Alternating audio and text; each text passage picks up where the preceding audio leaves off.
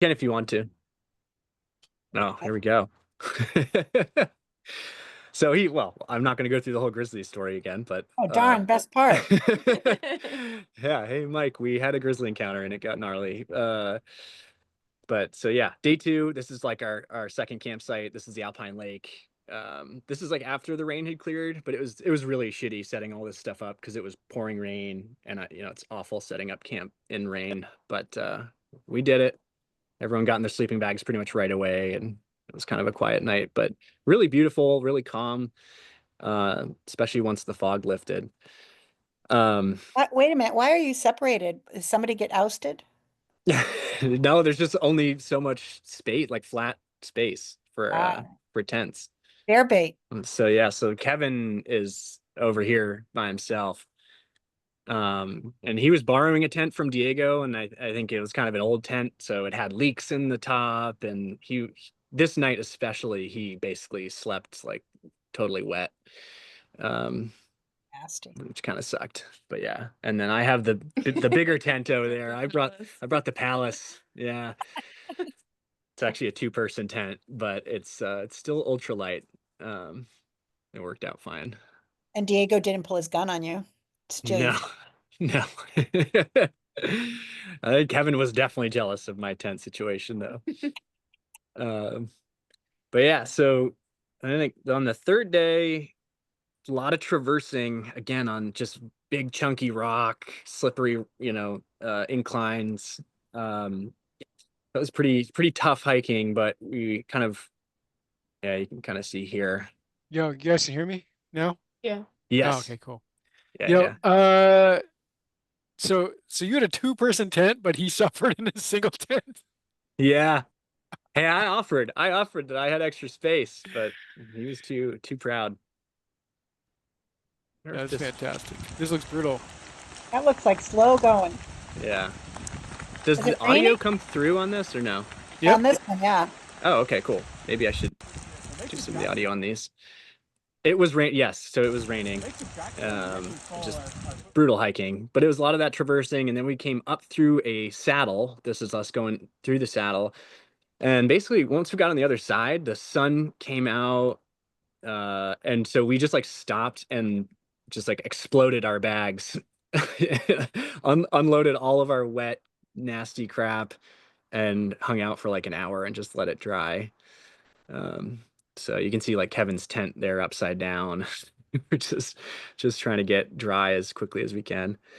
Um, but then in the distance here, and I'll have a better shot in a second, you can see the beginning of the glacier, the first glacier crossing. So it was kind of the big thing that we have coming up. This is us on the edge of the glacier. Uh, Yeah, you can see it's like a very, very steep, ugly descent to get down to the glacier. This, at least according to Diego, was like the worst part of the trip, including the grizzly encounter. Like this was worse. A low point. Because it was probably 800 feet of vertical, and it was very steep, and it was just all loose rock and scree, and it was a little wet still. So there's this, and then one of my favorite videos is actually like Kevin gets down, and then he videos the rest of us still coming down, and so so this is me coming down that steep slope, but then he sort of zooms in on each person. So that's me, and then you'll see Dan in a sec, and then Diego is just like, I'm over this, and he's just like sitting on his ass, like contemplating the meaning of life. Could see him just there in the Yeah, middle. barely. He blends in. He needed a big old like tray to ride down on. Yeah, yeah. He was like, I was just sitting on my ass, like, God damn it, this sucks so bad. um, That's funny. but yeah, that was all just the approach to the glacier, and then we get onto it. And so, I mean, this is what it looked like. Like you're on top of glacier, but the glacier is covered in moraine. No, it fell on its own. And so it's also got these rivers that cut through it. At the beginning, you can see a little rock fall on the, I think on the left side. Oh, I thought that was one of you jumping in. No, yeah. So there was No, it all fell kinds on of its stuff own. melting and falling away as we hiked through this. It's a little sketchy. The pack looks slick. The pack was great. Yeah. It took a beating, but it did great. That's pretty. Yeah, so like on all these glaciers, there's a bunch of glacial lakes like this. Just these amazing clear blue pools. And so just really, really beautiful. It took a And beating. Jeez. yeah, yeah. There's lots of slips and falls on this type of hiking. Oh man, all right. The other fun thing about glacier hiking, you just like kind of don't know what route you're going to take. You can't see over the next hill in front of you. You don't know if you're going to get to a crest and it's going to be like nice and flat after that, or it's going to be this like sheer ice cliff. So here you can kind of see it. You know, you get to this lip and you're like, oh, that's just, you know, a 40-foot ice slide. So it's funny. We had done like all the mileage tracking for the trip, and then of course very quickly realized the actual mileage we ended up hiking was 50% higher than what we had mapped out, just because you're zigzagging constantly. Yeah.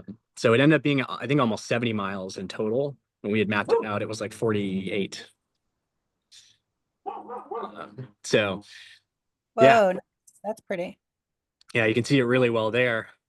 Just some of these sheer cliffs and that like red volcanic rock, just like amazing, the colors. Yeah, So very yeah, so we got to the other side finally, and then we do the climb out the other side, which was also pretty steep. Not quite as bad, but pretty steep. Yeah, that's me like kind of looking back at what we just crossed. Uh-huh. Up to the top right is Mount Sanford. That's the mountain that we're traversing around. So we got some good views of it here, but it really wasn't until we got around to the west side that we got some pretty amazing views of the mountain. So no Um, no concerns crossing the glacier. Pretty dried out. You could see pretty everything. dry, pretty dried out. I mean, some falling rock and ice. You just need to sort of keep your head on a swivel. But no, I mean there were enough like ice bridges and you could just kind of stay on top of everything. Couple like glacial streams we had to cross, but you know, it was just pretty okay. Just very non-linear. That's a Uh, pretty shot. yeah, so on the other side of this, I mean, after that night of like camping in the rain and that horrible descent to this glacier and a pretty brutal crossing, we got to the other side and Kevin finds these like, crazy caribou antlers. There was this stuff all along the hike. We're seeing antlers and skulls and bones, all kinds of different Wow. animals. These are some of the biggest ones we found. Maybe that bear was busy. Then we got to the other side. We got to what we called Paradise Valley. This is like one of the most amazing places that we camped. It was like a convergence of two rivers. It was green and sunny and beautiful. So it's just like an amazing contrast to the day before. There was this awesome river down below. We actually ended up going for a dip in the river. Did a little bath with some camp suds. The water was like freezing. It was probably like 40 degrees. So we were in there for like 5 seconds, but pretty amazing. So good it wasn't the other way around. Like if you were going from that beautiful weather to that shitty weather. Totally. Yeah. Well, it gets shitty again, but then it gets good again. It was awesome. It just alternated. If it had stayed rainy and cold for like multiple days in a row, it would have, I think, been pretty tough and terrible. But it alternated just enough that like our spirits were lifted and we were feeling good. So yeah, so this is the view from the river near where we camped. Beautiful pictures. And we're up on a plateau. It's maybe like 100 feet above the river. So yeah, again, we're able to have a fire here, which is like totally unexpected, pretty awesome. The sunset right behind that mountain. Yeah, it's just beautiful. So was it pitch black at night? No, it didn't get dark ever. Because Alaska's so far north. Oh yeah, This time of year, the sun technically sets at like 11:15 but then it rises at like 4:20 a.m. And so it never gets dark enough where it's actually dark. It's more of like a twilight. Wow. So yeah, we were all very diligent about bringing eye masks and stuff because it's hard to sleep otherwise. Yeah. But it's kind of surreal. Yeah, it's just like light all the time. Yeah, took a photo of some injuries from like that glacier hike, the descent down and then crossing the glacier. There's just a lot of like falling and bracing yourself with your hands. So this wasn't even too bad, but like I bruised a couple fingers in my palm and I had some cuts on my wrists and stuff. Still, I feel like I'm still recovering, but yeah, this is just another view of Paradise Valley, as we called it. This is the morning after, so the sun's out. We're all having kind of a slower morning. That's my tent there, and then you'll see Mount Sanford in just a sec.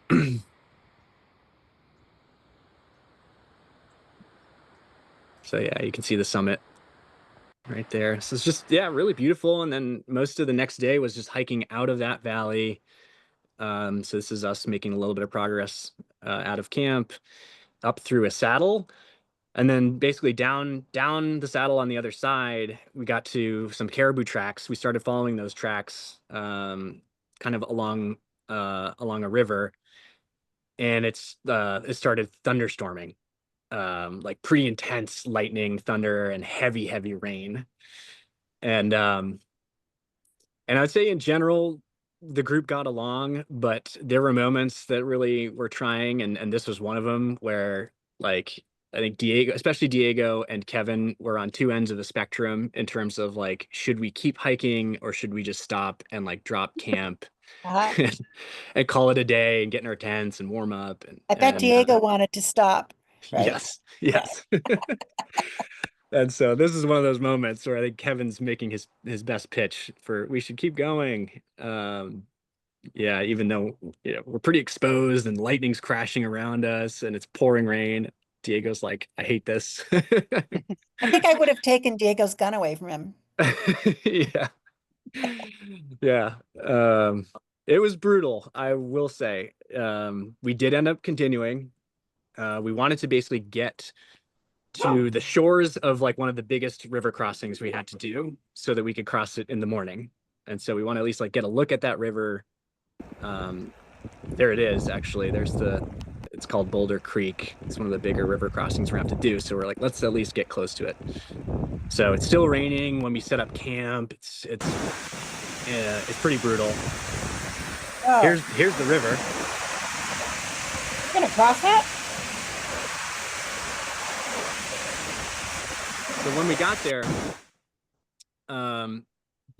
got there, it was late in the day and it had been raining for a couple of hours. And so that's like literally as bad a timing you can get for trying to cross the river. Because throughout the day, the glacier heats up, more water comes out, so the crossings are just much more dangerous late in the day. So we decided like, we're not going to try and cross this thing right now. And we didn't get to camp until maybe 5 o'clock. So yeah, but it was raging by the time we got there. And so we set up camp on like the near side of the bank. This is my tent in the little like glade.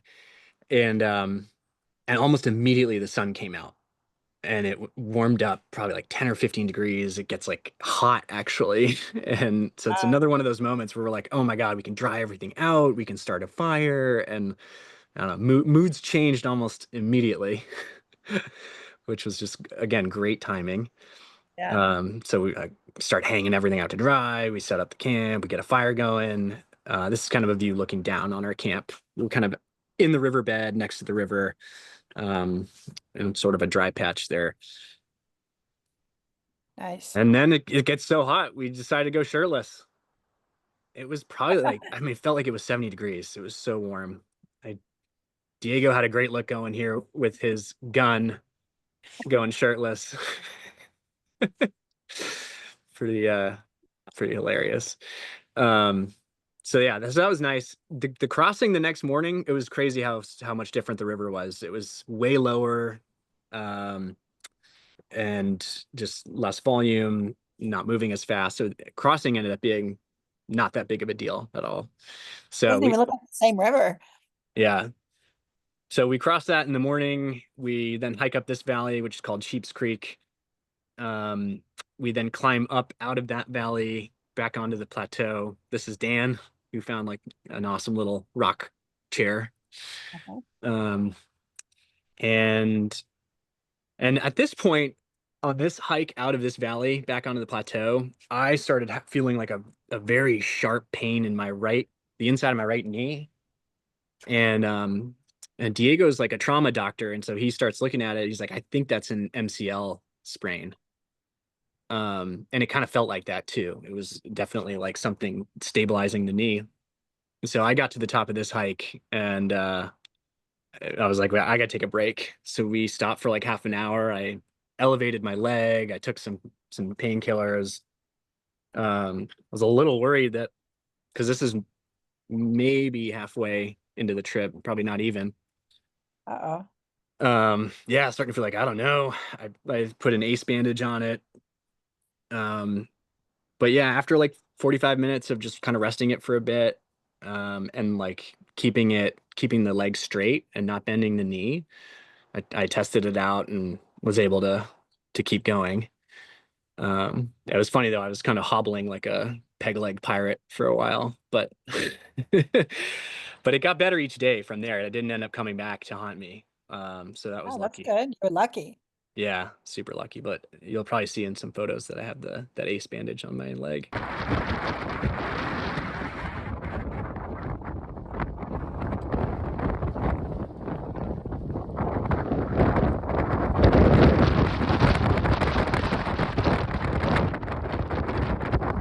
So basically, I'll stop that. So we hike along this plateau. We get to glacier crossing number 2, and the plan is not to cross it that day. We need to camp somewhere on the Alpine. But as soon as we got to that ridge, it was like crazy wind. Like you can hear it just like whipping, probably 40, 50 plus miles an hour. And so it was a little bit of a scramble to find place to camp because you're just on this super flat, exposed Alpine plateau. And so and it is just whipping wind like crazy everywhere. And so we are searching. It probably took us half an hour until we found this little depression, which was essentially like an old creek bed, that had dried up just enough that we could get just barely under the Alpine plateau level, get a little bit of protection. But it was still incredibly windy. But yeah, we could just clumped our tents together, hunkered down here for the night. That's a nice shot. Yeah, and then the sun came out again, which is awesome. Just great timing again. To have another shot here. Where That's like such a cool little spot. Like, wait, was that somewhere someone had made tent sites before, you think? I don't think so. I mean, it took us forever to find this, and it was untouched when we got there. I think it was just super lucky. But that's it ended up cool. being perfect. Yeah. That's funny. Diego, you can barely see this. Diego set up his tent a little outside of where we were, and it was just so crooked. I mean, I'm amazed it didn't just roll over and yeah. But it was really pretty up there. Still windy, but great view of the mountain. Oh shoot, I went too far. And let's see, where was I here? Go. Here's the inside of my tent, in case you were wondering. Pretty bare Hey, bones. that's pretty spacious. Yeah, so spacious. Oh, everyone was so jealous. I even tied up a little clothesline so you can see my socks and shorts hanging there. Yeah. Did you buy this tent for the trip? No, we had it. We had it. That's why I would have gone with the one person if I had one, but this is what we had. So I was like, So oh. we sleep with both of us and Bodhi in there normally. Uh-huh. Yeah, it's palatial. Yeah. All right, so this is the glacier we have to cross. This is where the wind was crazy. So we get back to that ridge. We descend down to that glacier. Now, of course, we see more crazy animal skulls and bones. Oh. Dan actually ended up keeping the horns off of this one. Brought him home with him. Yeah, you could put that on the front of your car. Yeah, that'd be a look. Yeah, this will give you a sense. So we're on the glacier now, but again, it's just covered in these huge rocks. Steep, gnarly. Wow. Yeah, it's another one of us just climbing down. You can see Dan fall. Oh, A lot of cursing. So yeah, it's just slow going. But yeah, amazing water everywhere you look, just straight from the glacier. I didn't even bring a water filter. And no issues. You can drink that without any problem? Yeah. Yeah. I mean, we're standing on the glaciers. This is literally coming from, where we are. It's pretty incredible. Things can still poop on the glacier. Yeah, it's so unlikely. I talked to the woman at the bush plane company and I asked her, like, do you ever bring a water filter? She's like, no, never had an issue. Wow. I was grateful that some people did when we got down to the riverbeds at the end of the trip, because that water was like brown. But yeah, most of the time, pretty much the whole time, didn't need it. And of course, we had to do an ice luge.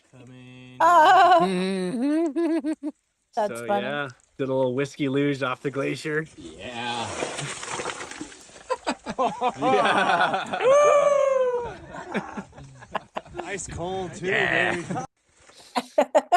Yeah, ice cold. So yeah, this is still on the glacier. You'll just be like going through the middle of the glacier and there'll be a huge stream just running through it. We'll carve these crazy features. That's pretty cool.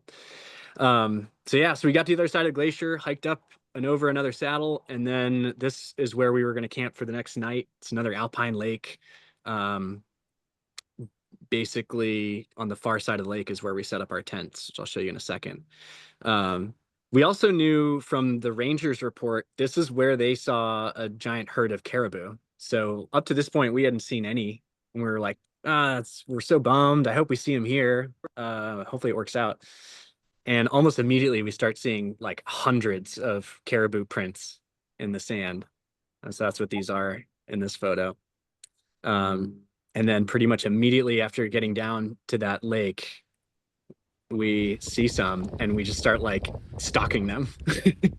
So this is us spotting a few caribou, and we were nervous at first that we were going to spook them like crazy, but I don't think they'd really ever seen many humans before, so they were not at all spooked. They were just very curious and honestly pretty like playful.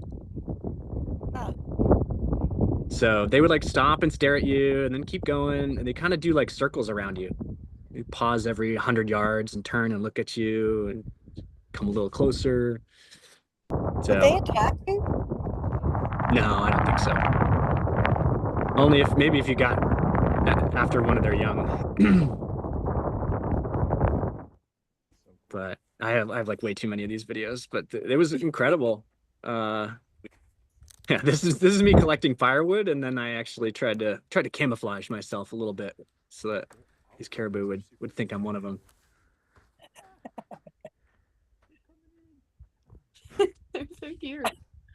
They Yeah, are cute. they're coming at us, They're just like, oh, what is going on? He wants to mate. You're like the Knights who say knee. How's the jacket?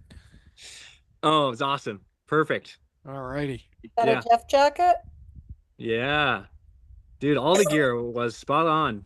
I didn't end up bringing the giant rope. Okay. That ended up Too big. being just too heavy. It was too heavy. My pack was probably too heavy to begin with, and then that was like the first thing I cut. But everything was What awesome. rope did you use for the river then?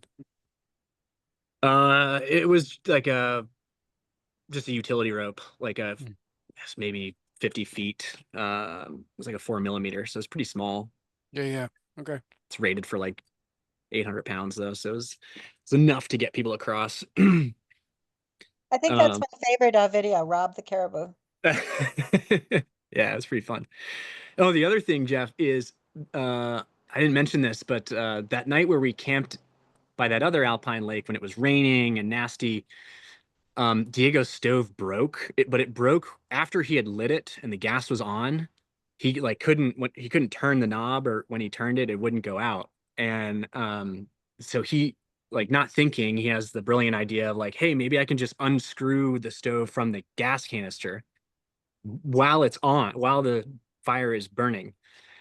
And like, before I can tell him that's a really bad idea, he starts unscrewing it, and it just creates this like fireball, because now the gas is leaking out of the thing and catching the flame, and it's like this huge fireball right next to our tents. And he opens it up even more, and it explodes even more. And then he even throws it into the lake, thinking like, all right, that'll cut it off. Keeps burning. It's like underwater in the lake, and it keeps burning.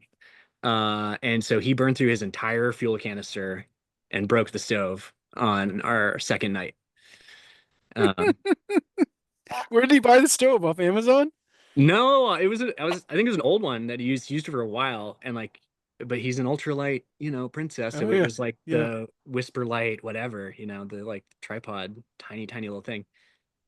Wow. And what other stoves did you bring then? It was just down to yours. All That was right. it. The soldiers. reactor came in the clutch. Mhm. And I think impressed everyone, especially Diego. I think after that trip, he's like, I need to get one of these. They're incredible. They're magic. Mom and I use that stove in like winter conditions in Franconia. Yeah. When you start to use canister stoves in general, you're like, this is freaking magic, Yeah.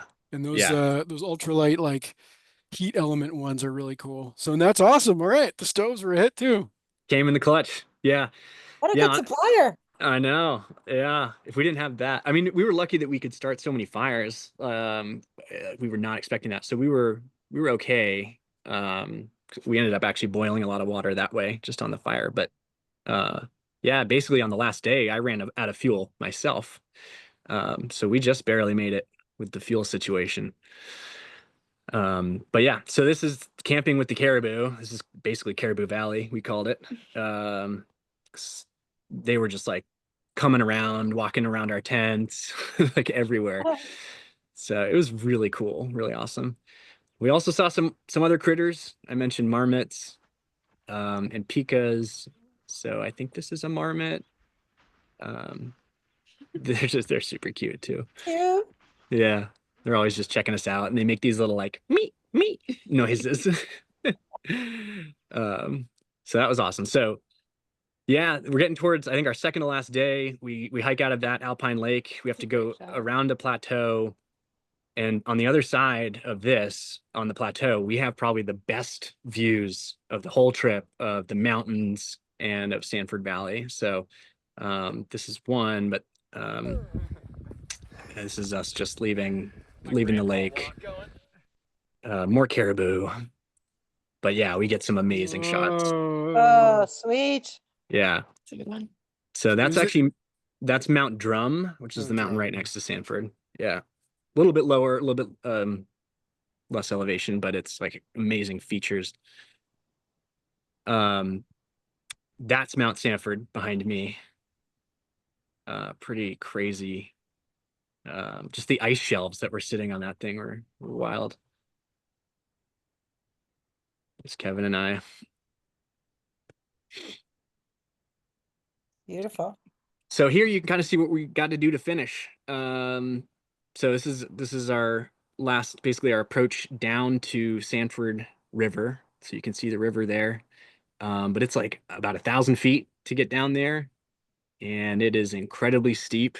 And it is like, when I picture Alaska bushwhacking, this was like 10 times more bushwhacky than I could even have imagined. And so just a couple more shots on the approach to it. Oh, you'll see that I kept a piece of a caribou antler myself there. Yeah. Looks like a hand.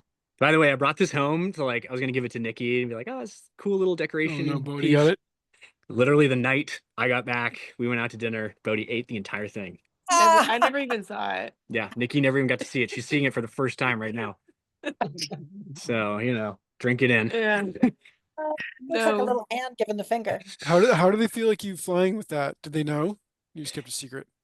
We just kept it a secret, but there Yeah. was a lot of talk. Yeah. Dan and Diego are big hunters, so they were like, "Oh, we should look up the rules." I think Diego ended up like messaging his dad to look up some of the rules and regulations around it, and basically the conclusion was just like check it in your bag and don't say Yeah, anything. it might be totally fine. I've just never Yeah. done it. Yeah, Yeah. cool. But yeah, it's Bodie's now. Yeah, so this descent down, we're getting a little closer to it, but man, it was gnarly. This only captures like the beginning of it, but it's steep, it's thick, and with the packs on and everything, it was just like, oh my God, you're like dipping and ducking under all kinds of branches, and it got even steeper when we got towards the bottom. And then when we got to the bottom, there was a creek, and this was a little bit later in the day, and it was a hot day. We're at a lower elevation here, so this thing was raging pretty good. And so we didn't end up having to cross it, and this is where the rope came in handy. So I went across first, and I brought the rope, and then I anchored it, kind of like semi-belayed Kevin across, which I think there might be a video.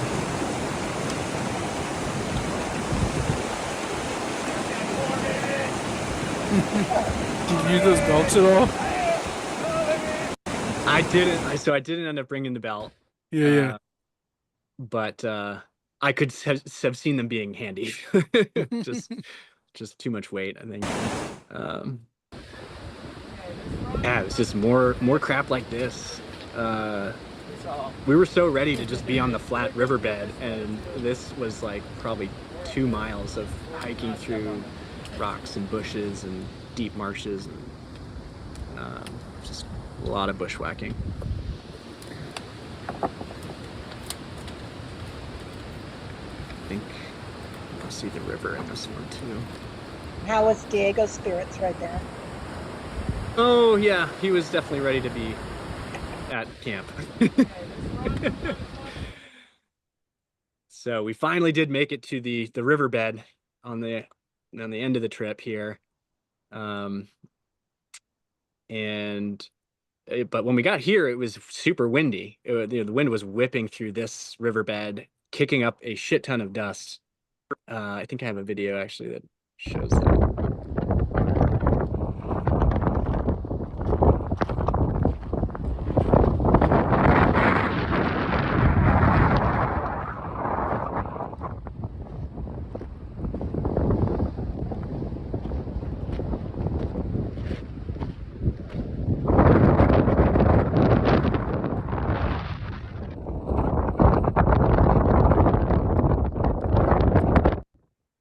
So yeah, we finally made it to the airstrip on the other side.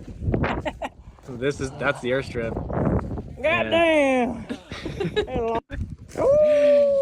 We did. We were very happy to see the airstrip and get to that final campsite.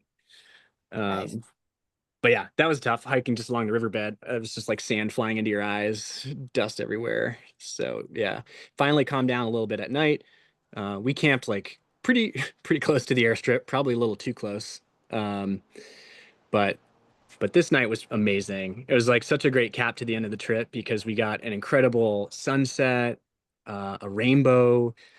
We had another big fire. You said Kevin brought some desserts. There's the rainbow. Oh yeah, nice. Yeah, Kevin brought a dehydrated peach cobbler as a little Whoa. surprise. So yeah, that was a great way to cap it off. We still had some whiskey left at this point too, which is a shocker. So we had some final whiskey shots. There's the nice. sunset. And then I think we have one at the fire and the sunset. Very nice. Okay, last part of the trip. God. So all we have to do now is get picked up by the bush plane. And so the guys approaching, we realized almost immediately that we had camped too close to the airstrip. We didn't realize how he was going to approach, and we were basically like directly in his line. And so you'll see in the next video, he tries to land. He sees where we are. If you look closely, you'll see him actually like waving at us to move Get the out of hell his out of the way. way. Yeah. And then he circles around and actually lands in the opposite direction. But so this is him on his first attempt.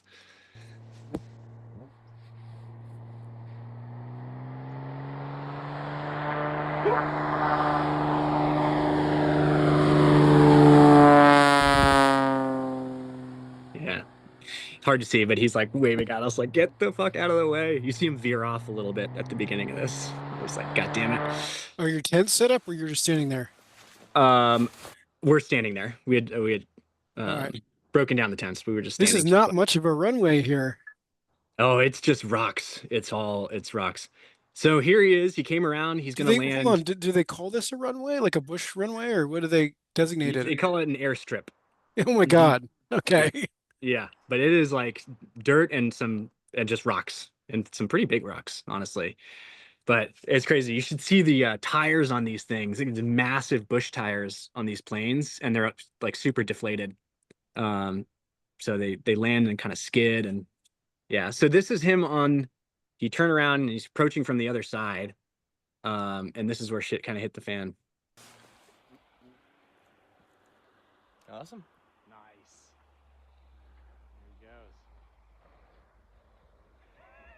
There he goes. I see why that's dangerous to stand there. Yeah. Oh, shit. Oh my God. Oh! Wait, let's see it again. One more time. Awesome. Nice.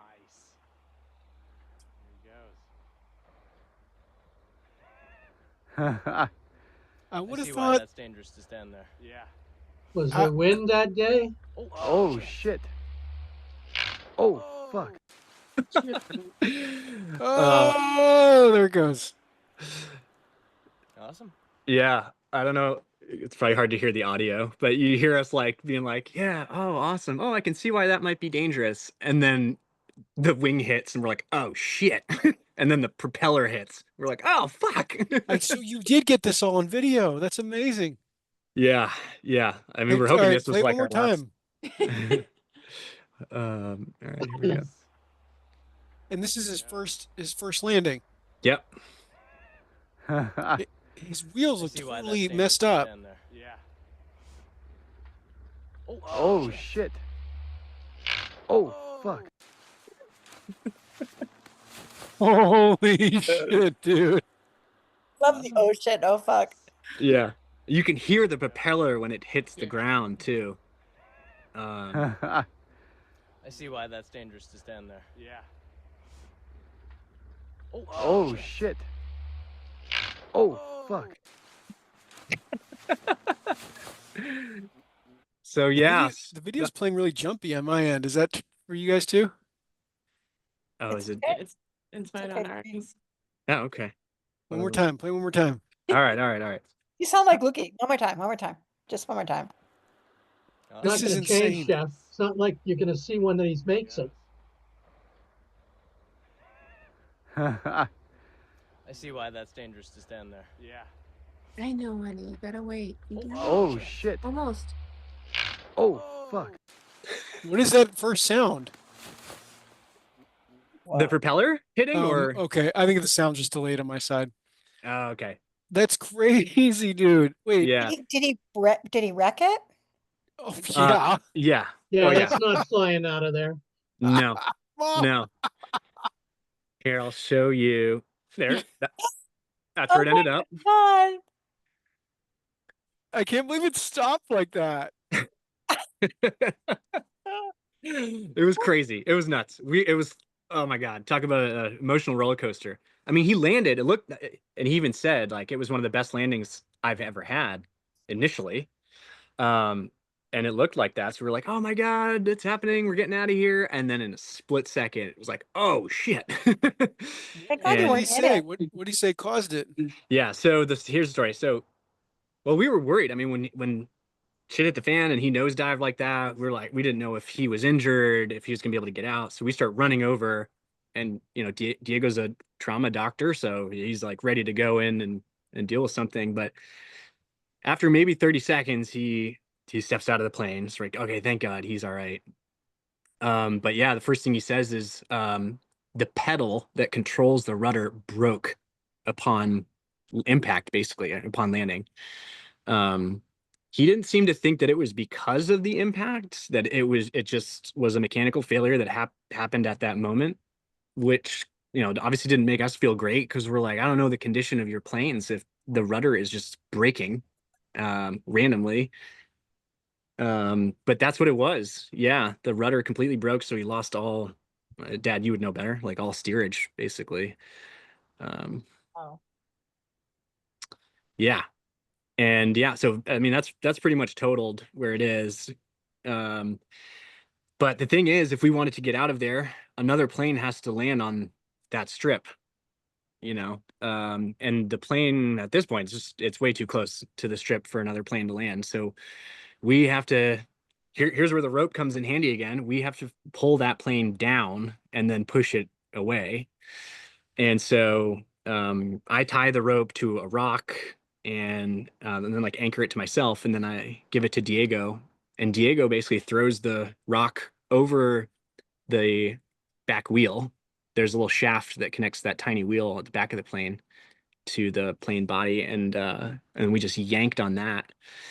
And a couple people were like under the plane trying to stabilize it. I think I have a video of us actually hucking the rock over. There it is.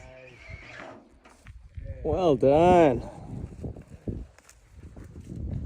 So What yeah, a crazy ass thing you're doing. yeah.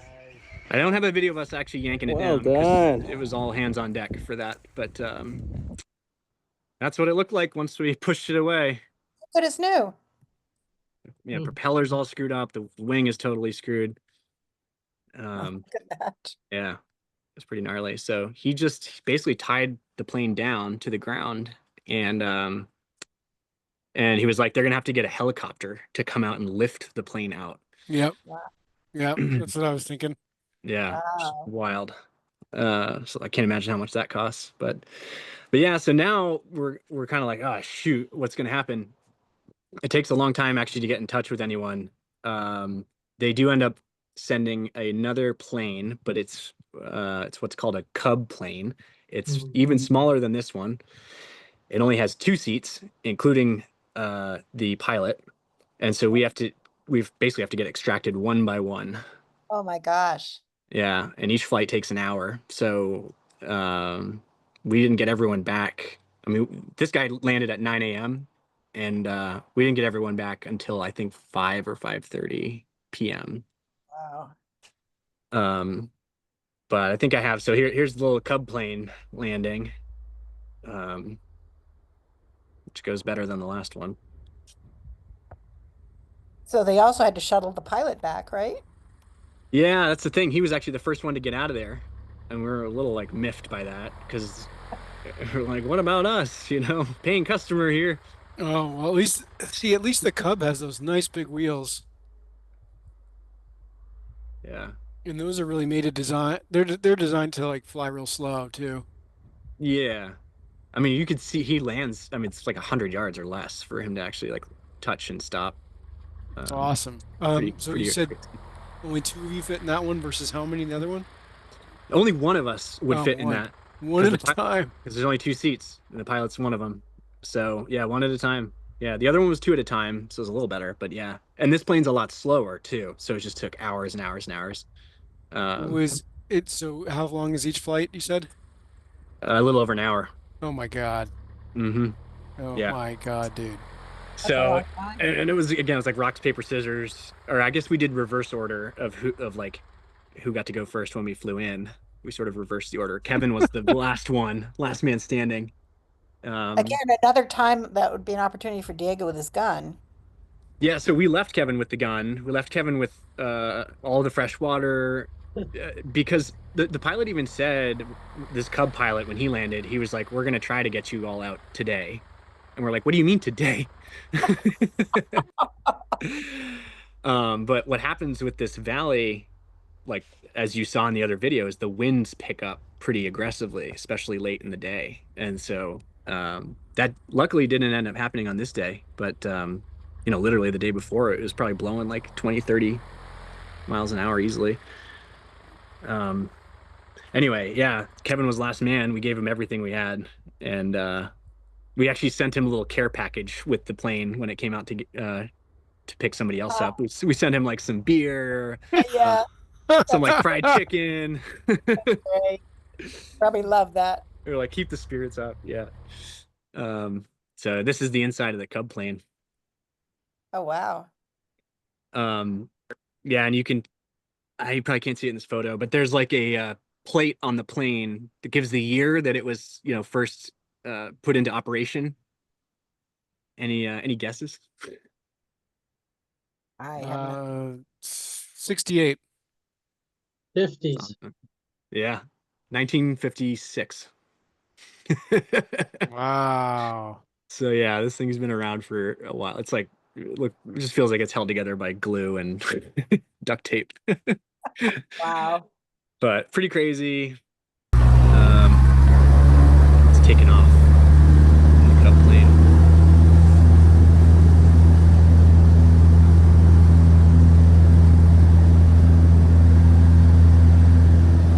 Bouncy ride, huh? Oh yeah, super bouncy. Once you get up to altitude though, it's pretty smooth. And it flies pretty low, this plane, so it's amazing views. I actually saw a bull moose on this flight, just hanging out by a lake. And this is Kevin, last flight back. He's cracking a beer on the flight. Wow. I think that's pretty much it. We had one night in Anchorage before we flew back, and we found an Airbnb with a hot tub, and that was, it's the best. Kevin was in a different plane. That's what it did look like. It looked like he was on the side somehow. Oh, he's sitting. He's in a tandem. Oh yeah, maybe this is from. Oh yeah, you're right. They might have sent a different plane for him. They at that point, I think they might have had the other 3-seater back. Yeah. Yeah. I guess I didn't even realize that. Yeah, they waited until the last guy to send the bigger plane. So helpful. Did you say he had a lot more gear to carry back too, though? Or no? He did, but I think it could have fit in the Cub. Yeah. Yeah. Those are the size of planes that I learned to fly in. The Cessna 150 would be the 2-seater, and the 172 would be the 4-seater. Pretty That cool. was back in the 70s. So those planes are still the same ones from the 50s. Well, I mean, it seems like they last forever, basically, as long as you maintain them. You don't Yeah. tip them on their And- nose. Yeah, yeah. Don't smash them up. That's all I got. It was crazy. Yeah, it was great to get back and get in a hot tub and eat a shit ton of food. We basically had McDonald's, but it tasted great. That it was amazing.